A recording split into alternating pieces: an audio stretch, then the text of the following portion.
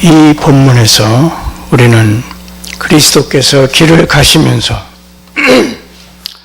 두 제자에게 하신 설교와 성경 해설을 본문이 더 많이 다루었으면 좋았을 것이라는 생각을 하게 됩니다.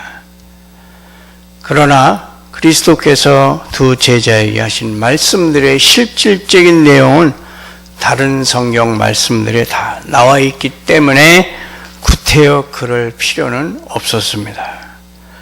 28절에서 43절까지 우리는 세 가지 생각해 볼 점이 있습니다.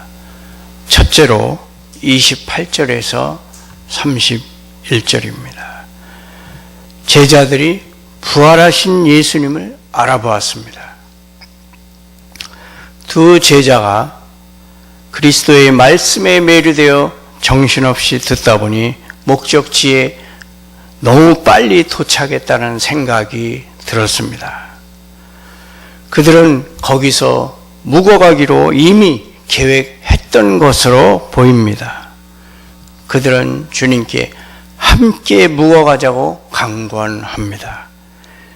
그때 예수님은 더 가려 하시는 것 같이 하셨습니다. 그리스도와 함께 거하고자 하는 자들은 그를 초대하고 그들과 함께 있어달라고 끈질기게 졸라야 한다는 것을 우리는 명심해야 합니다. 주님께서는 그를 찾지 않는 자들을 만나 주시는 경우도 있지만 그를 찾는 자들은 반드시 그를 만나게 됩니다.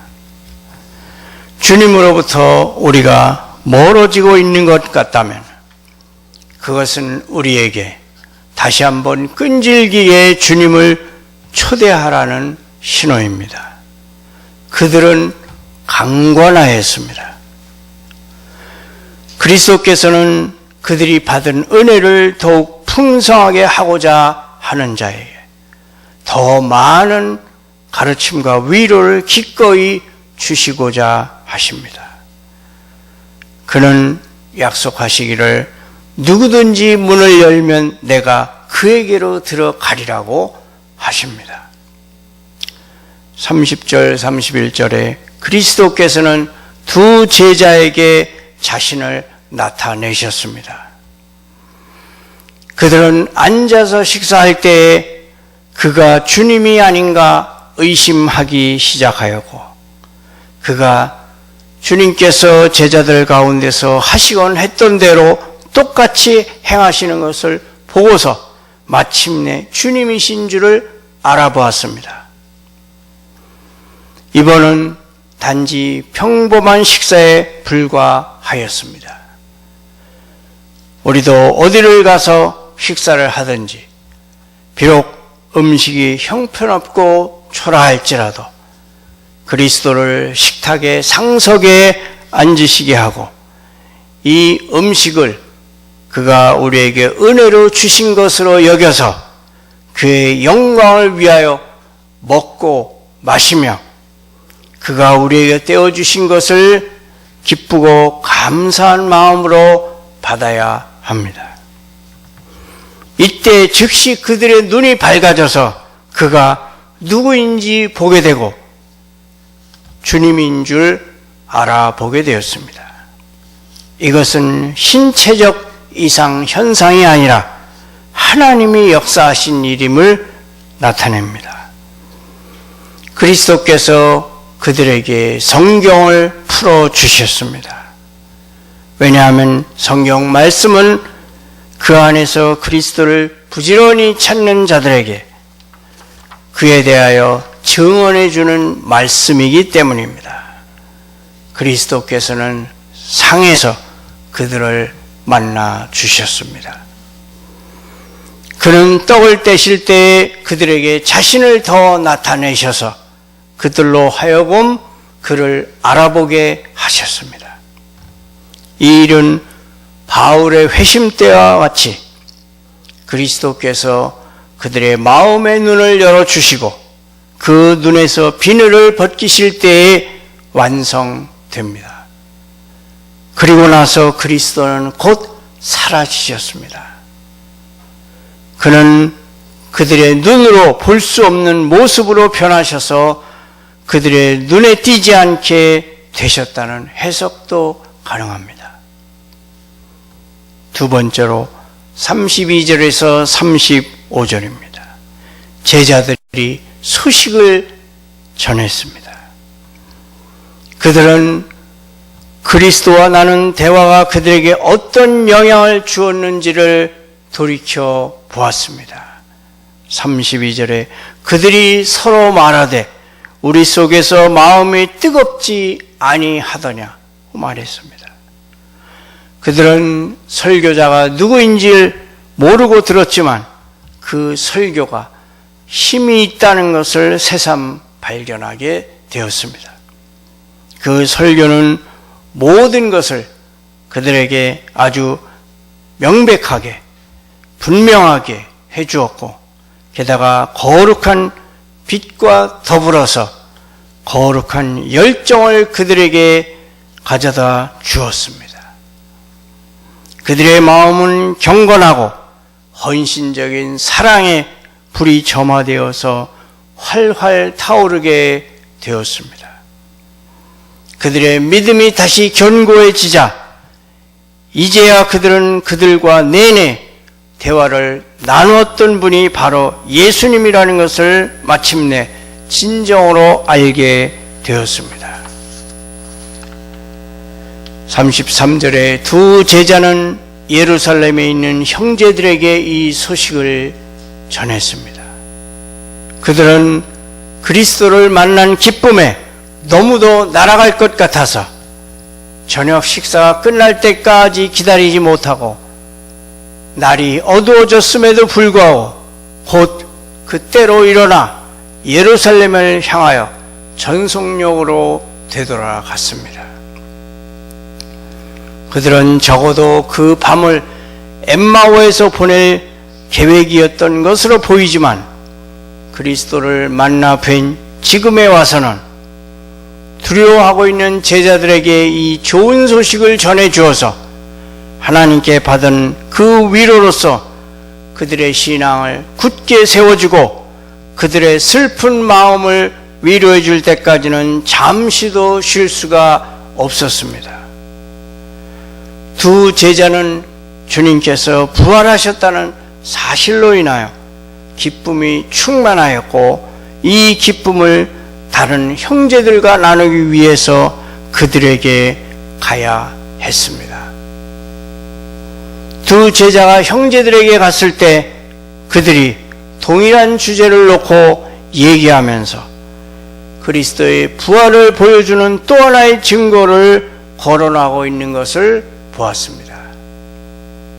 두 제자가 들어가자 기쁨과 환희에 넘쳐서 그들에게 주께서 과연 살아나시고 시몬에게 보이셨다고 말해 주었습니다.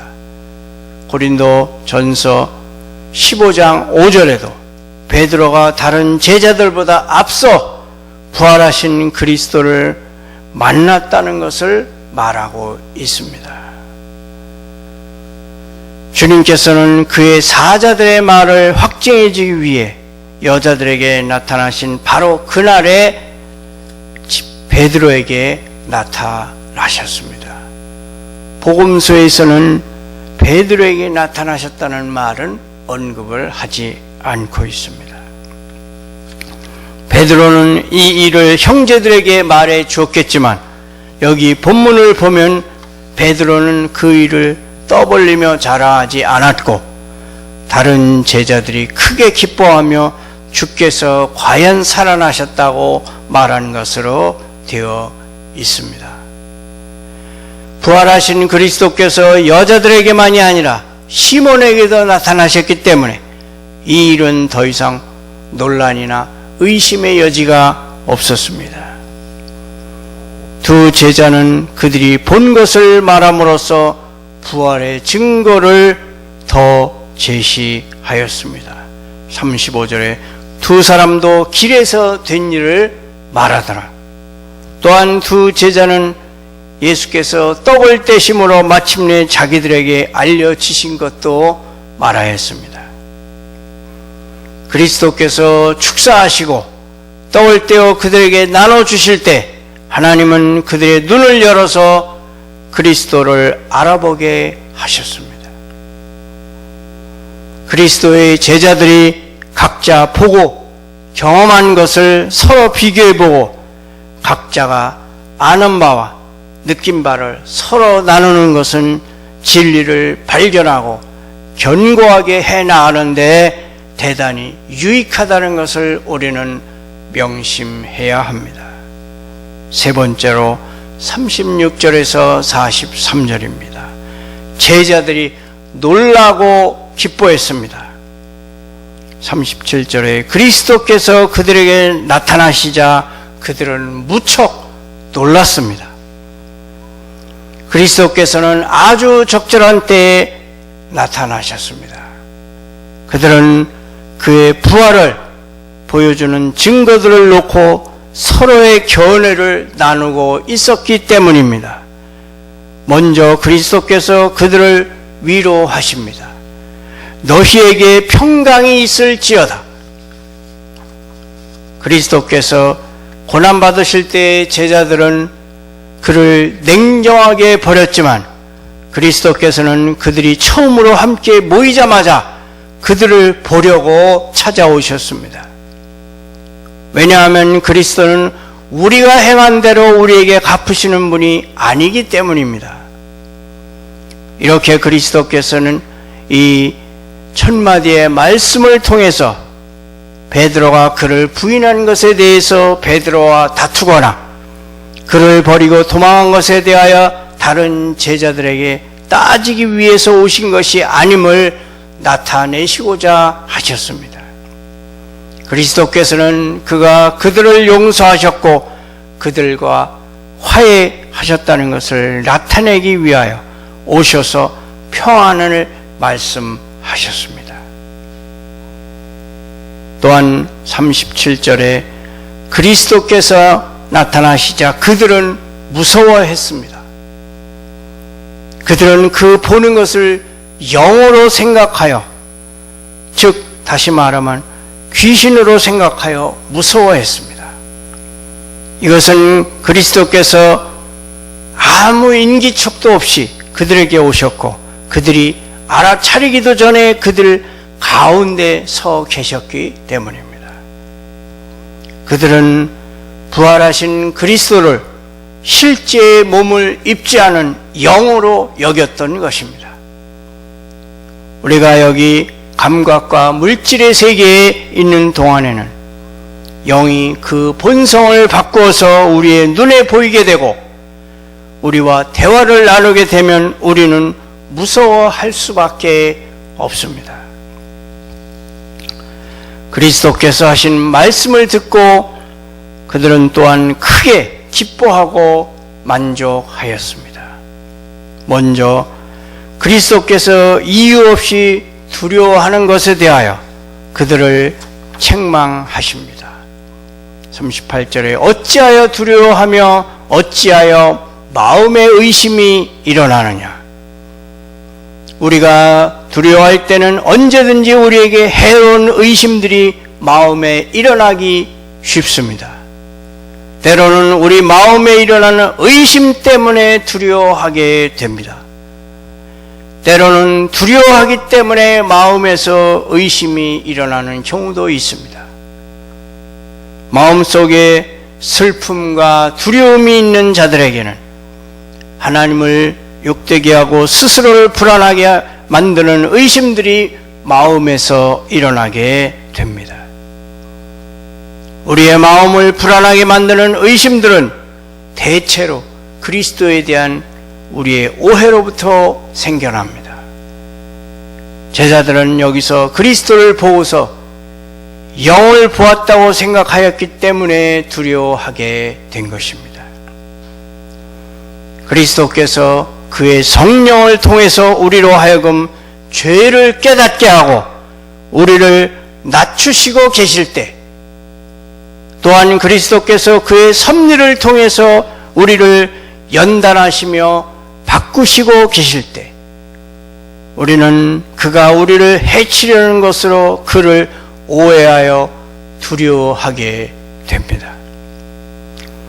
그리스도께서 제자들의 의심을 꾸짖으신 것은 우리로 하여금 우리에게 의심이 일어날 때마다 우리 자신을 꾸짖으라고 가르치시기 위한 것이었습니다. 시편 기자는 말합니다. 내 영혼아 네가 어찌하여 낙심하며 어찌하여 내 속에서 불안해하는가. 또한 그리스도께서 39절에 그의 부활의 증거들을 보여주십니다. 그는 제자들에게 자기가 영이 아니라는 것을 확신시킴으로써 그들의 두려움을 잠재우시고 그의 부활에 대한 만족할 만한 증거들을 제시하심으로써 그들이 세상에 나가 전파해야 할 그 가르침에 대한 그들의 믿음을 견고하게 하셨습니다. 첫째로 그리스도께서는 그들에게 그의 몸, 특히 그의 손과 발을 보여주셨습니다. 39절에 내 손과 발을 보고 나인 줄을 알라. 또 나를 만져보라. 영 살과 뼈가 없으되 너희 보는 바와 같이 나는 있느니라. 그리스도께서는 그들의 시각에 호소하셔서 못자국 난 그의 손과 발을 그들에게 보여주셨습니다. 그리스도께서 영원없게 되신 그의 몸에 못자국들을 그대로 남겨두신 것은 그 자국들이 그가 주님이시라는 것을 보여주는 증거가 되게 하기 위한 것이었습니다. 그리고 그는 그 못자국들을 기꺼이 제자들에게 보여주셨습니다. 왜냐하면 그는 우리를 위해 받은 고난을 부끄러워하지 않으셨기 때문입니다. 또한 그리스도는 그들의 촉각에 호소하셨습니다. 나를 만져보라고 말씀하십니다. 그는 그들이 그가 영이 아니라는 것을 확신할 수 있도록 해주시기 위해서 그들에게 나를 만져보라고 말씀하십니다. 그리스도께서는 영들과 유령들이 있다는 것을 기정사실로 인정하고 계십니다. 그렇지 않다면 자기가 영이 아니라는 것을 애써 증명할 필요가 어디 있겠습니까? 두 번째로 그리스도께서는 그들과 함께 잡수셨는데 이것은 그가 진짜 몸을 지니고 있다는 것과 그가 제자들과 친구처럼 허물없고 친밀하게 기꺼이 얘기를 나누고자 하신다는 것을 보여주시기 위함이었습니다. 41절에 그들은 그의 손과 발을 보고 무슨 말을 해야 할지 몰랐습니다. 이렇게 제자들조차도 그리스도의 부활을 잘 믿지 못했다는 것은 그 부활의 진실성을 더 강화시켜 줍니다. 그들은 대제사장의 주장처럼 그리스도께서 부활하지 않았는데도 그의 시체를 몰래 훔쳐내어 다른 곳에 옮겨놓고서는 주께서 부활하셨다고 말하는 것이 아니라 그리스도께서 부활하셨음에도 불구하고 주님께서 부활하지 않으셨다고 우기고 있는 것이었습니다. 그들이 처음에 부활을 믿지 못하고 가장 확실한 증거들을 끈질기게 요구하는 것은 그들이 나중에 부활을 믿고 거기에 그들의 모든 것을 걸게 되었을 때에 그것은 부활을 보여주는 가장 확실한 증거들 위에서 이루어진 일이었다는 것을 보여줍니다. 처음에 그들이 믿지 않으려 했던 것은 용서받을 수 있는 일이었습니다.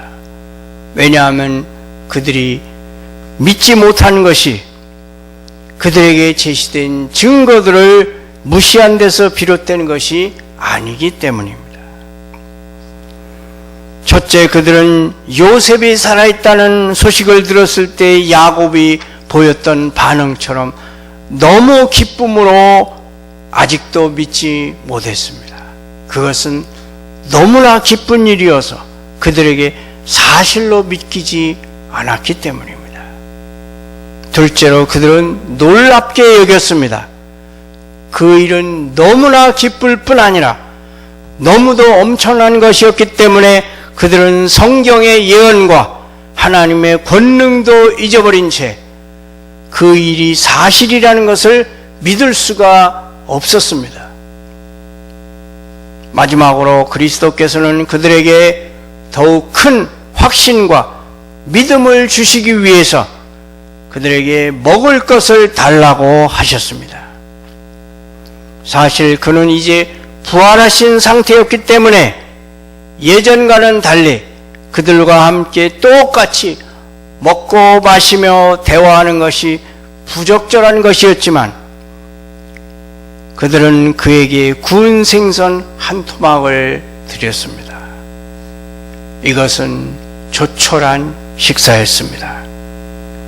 하지만 그것이 제자들의 식사라면 주님께서는 기꺼이 그들과 같은 식사를 하시고자 하실 것입니다.